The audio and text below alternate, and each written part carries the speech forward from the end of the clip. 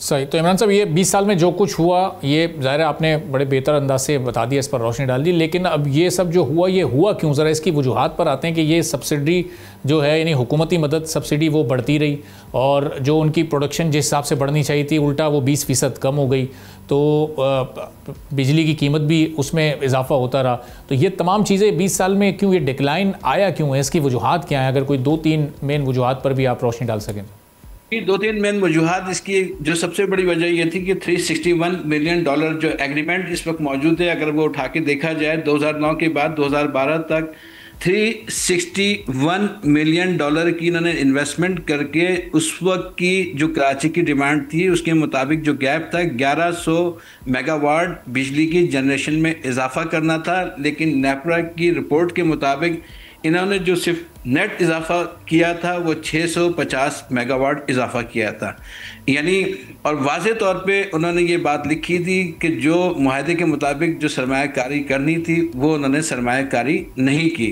और उसके साथ साथ जो है वो जाहिर है कि जब आप सरमायाकारी जिसका आपने वादा किया था, जिसकी बुनियाद पे आप इदारा फ़रोग़ किया गया था, और वो भी बड़े डिस्काउंटेड, यानी जिसे कहते हैं ना लूट सेल मचाई हुई थी, हर चीज़ माफ़ करके आपको जो है ना एक सरकारी, गो के आप प्राइवेट थे लेकिन आपको स्टेटस सरकारी डिस्को का दिया गया था, और जितने बेनिफिट सरकारी कंपनियों को दिए जाते हैं वो सारे आपको दिए थे, बावजूद इसके कि आप एक प्राइवेट फर्म थी। उसके बावजूद भी तो इन्होंने जो है वो सारे तरीके इख्तियार किए जिससे अपने प्रॉफिट को तो मैक्सिमाइज़ किया, लेकिन जहाँ पे जनरेशन में इजाफा करना था, जहाँ के इसके ट्रांसमिशन और डिस्ट्रीब्यूशन के सिस्टम को इम्प्रूव करना था, तो ये जो तीनों सेक्टर के अंदर ट्रांसमिशन, जनरेशन और डिस्ट्रीब्यूशन के अंदर ये एक नाकाम तरीन इदारा साबित हुआ है। जब मैं बात करता हूँ महंगी तरीन बिजली की, तो इससे आप अंदाज़ा लगाएं कि जो कौमी सतह पर जो बिजली जो NTDC के ज़रिए फ़राहम की जाती है, वो उसके जो एवरेज जो उसकी यानी लागत आती है बिजली का 1 यूनिट प्रोड्यूस करने के लिए 8 रुपये से 14 रुपये का आता है। और जो के इलेक्ट्रिक का यूनिट है जो एक एवरेज 1 यूनिट जनरेट करने की इनकी जो लागत आती है वो 21 रुपये से 44 रुपये तक की आती है। अच्छा। तो इन्होंने ना ही इफेक्टिव जनरेशन के अंदर इजाफा किया, ट्रांसमिशन डिस्ट्रीब्यूशन में जो सरमायाकारी नहीं की जो करनी चाहिए थी,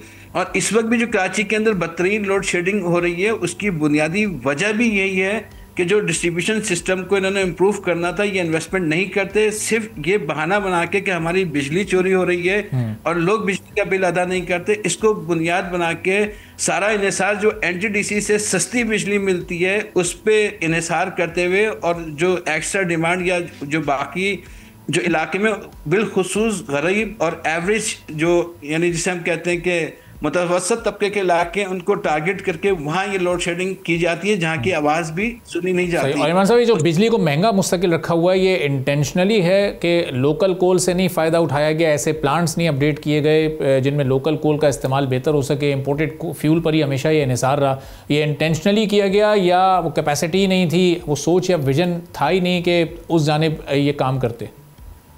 देखिए, मैं बिल्कुल जनाब बगैर किसी लपटी लिपटी बात के और बिल्कुल स्ट्रेट फॉरवर्ड कहूँगा कि के इलेक्ट्रिक की नीयत जो है ना वो ठीक नहीं है ना। यानी ये हर वो जो है वो टैक्टिस इस्तेमाल करती है कि जिसके नतीजे में जो है वो कम यानी खर्च किए बगैर जो है वो प्रॉफिट को जायज़ और नाजायज़ तरीके से जो है ना वो बढ़ाया जाए। मैं आपको इसकी एक बड़ी वाज़ेह मिसाल पेश करता हूँ। इस वक्त पाकिस्तान का जो सबसे बड़ा मसला है वो जो है वो पावर सेक्टर का, यही महंगी तरीन बिजली और जो कैपिटल जो यानी बिजली इस्तेमाल ना होने की वजह से जो उसके कैपेसिटी चार्जेस दे रहे हैं वो है। तो अब आप देखें कि इस वक्त कराची के अंदर और कराची के सराउंडिंग के अंदर जो हमारा nuclear power, coal power plant और ख़ुद थर कोल, ये सारे इतने सारे पावर प्लांट हैं जो NTDC को बिजली फराहम करते हैं। NTDC से बिजली जाती है नेशनल ग्रिड में और यहाँ से वो साउथ रीजन में जाती है, यानी साउथ कराची से नॉर्थ रीजन लाहौर तक जाती है, यानी जिसके लिए उन्होंने ट्रांसमिशन लाइन बनाई है 4000 मेगावाट की। और इसमें अहम तरीन बात यह कि वो ट्रांसमिशन लाइन काम नहीं कर रही और वो जो कराची के गिर्द जो सस्ते कोल के और जो है वो पावर जो दीगर पावर प्लांट्स है वो अंडर यूटिलाइज हैं। तो इसका बेहतरीन हल यही है कि कराची को NTDC के ज़रिए बिजली फराहम की जाए, जिसके नतीजे में मुल्क के अंदर जो बिजली इस्तेमाल ना होने की वजह से कैपेसिटी चार्जेस हैं वो भी जो है वो नीचे आ जाएंगे और उसके साथ साथ कराची के शहरियों को सस्ती बिजली भी मिल जाएगी। और तीसरी अहम तरीन बात यह है कि के इलेक्ट्रिक ने जहां ट्रांसमिशन, डिस्ट्रीब्यूशन और जनरेशन के अंदर जो है वो जो मसाइल पैदा किए, वहीं साथ साथ इस वक्त मैं आपको ये बताता चलूँ, इस वक्त जो के इलेक्ट्रिक है उसकी अक्सरियती शेयर IGCF यानी इंफ्रास्ट्रक्चर ग्रोथ कैपिटल फंड्स यानी जिसको एशिया पैक ओन करती है, उसके पास मौजूद हैं। लेकिन उससे एक उम्मीद हो चली थी कि जिनके पास थर कोल के यूनिट्स भी हैं और उनके पास एक बेहतरीन विजन भी मौजूद है और वो सारे यानी लोकल लोग भी हैं, वो इसको बेहतर तरीके से चला सकते थे। लेकिन हैरत अंगेज तौर पे जिस तरह से कराची के शहरियों के हक में जो जो फैसले आते हैं के इलेक्ट्रिक के हवाले से, ये जाके अदालतों में जाके जो है वो स्टे ऑर्डर ले लेते हैं। इसी तरह जब एशिया पैक ने अक्सरियती शेयर उसने हासिल कर लिए, कराची के शहरियों को एक उम्मीद हो चली थी कि अब जो है कुछ बेहतरी की उम्मीद नजर आई।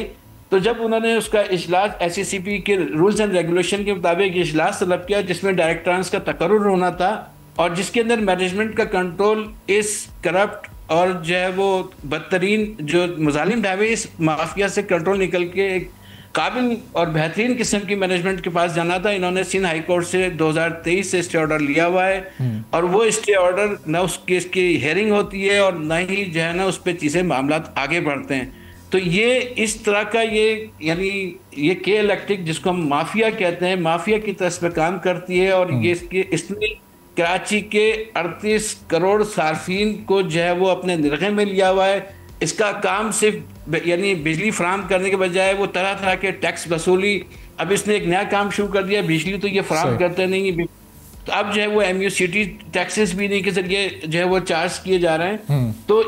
उस कराची के मसले का वाहिद हल यही है कि जनरेशन में तो फौरी तौर पे इनको यहाँ से बाहर निकाला जाए और NTDC के जरिए जो है वो जो कि इजाफी बिजली, वो सस्ती बिजली कराची के शहरी को फराम की जाए और जो नया इन्वेस्टर है जिसके पास अक्सरियती शेयर है उसको जो है इसका कंट्रोल जो लीगल भी है और SECP कवानीन के मुताबिक भी है। तो मैं ये नहीं समझता कि ये हमारी अदालतों को भी सोचना चाहिए कि वो किस तरह से एक लेजिटिमेट एक जो वर्किंग है या एक जो तरीक़ाकार है उसके अंदर क्यों जो है इस तरह के स्टे ऑर्डर रुकावट बनने से जो है वो कराची जो कि पाकिस्तान का माशी इक़्तिसादी और सनती हब है उसको सबसे बड़ा चैलेंज ही महंगी तरीन बिजली का और ये इस तरह के फैसले जो है उसकी राह में जो है वो रुकावट बनते हैं। तो मैं आपके प्रोग्राम के तवज्जुह से ये अपील करता हूँ कि इस तरह के मामलात को जो है वो फौरी तौर पे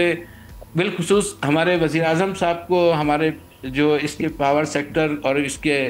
मिनिस्टर हैं वफाकी वज़ीर लगारी साहब, इन सब को भी इस खुसूसी तवज्जो दे के जो है वो इस मामलात को जो है वो देखना चाहिए ताकि कराची के अंदर से न सिर्फ जान छूटे बल्कि कराची को बिजली के बुरहान से और महंगी तरीन बिजली से भी जान छूटे। सब्सक्राइब करें और बेल दबाएं ताकि कोई खबर रह न जाए।